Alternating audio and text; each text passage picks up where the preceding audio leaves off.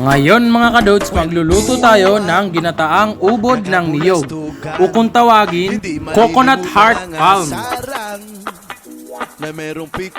Tara na, let's do this! Ngayon mga kadods, maggayat muna tayo ng ubod. Igayat lang to ng maliliit.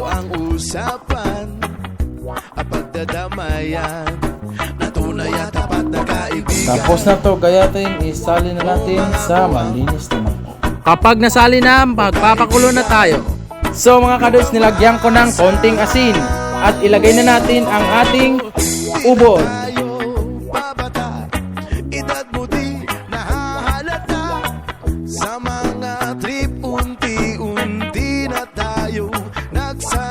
Ngayon ay maghihintay tayo hanggang lumambot. Takpan ito. Kapag ganito ng texture, ay pwede na itong hangoy. Kapag nahango na ito, drain na natin.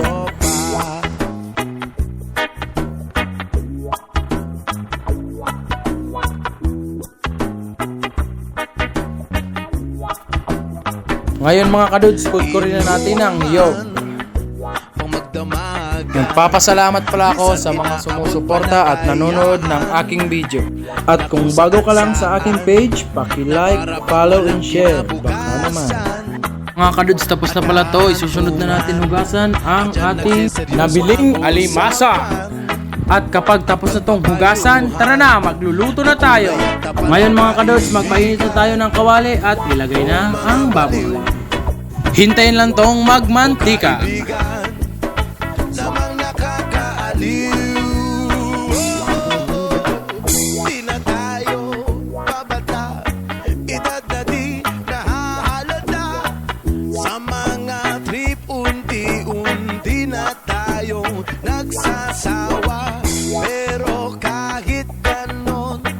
Ngayon mga kadods, nagmantika na, isunod na natin ang luya. Isunod na ang bawang. Ay nadula, sasama pa yung mangkok. Sunod na rin yung sibuyas. Halo-halo nito mga kadods para lumabas yung aroma nito. Isunod na rin yung alimasa.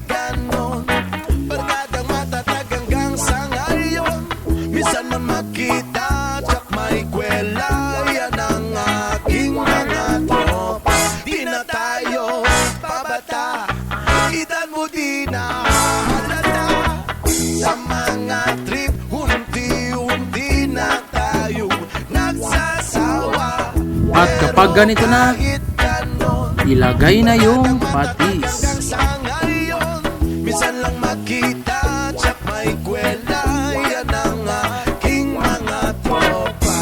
Mga kadods, ay sunod na natin yung ubod ng niyog.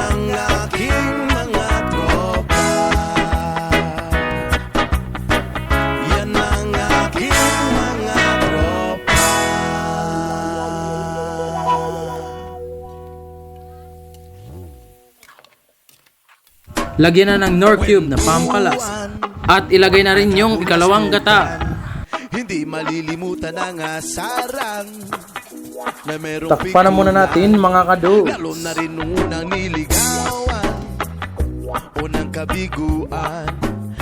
At kapag ganito na mga kadods, ilagay na natin ang unang gata. Na tunay at tapat na kaibigan. O mga buwang, Lagyan ng siling haba. lubang maaasa. At saka pamintang duro. Hintayin mag-caramelize.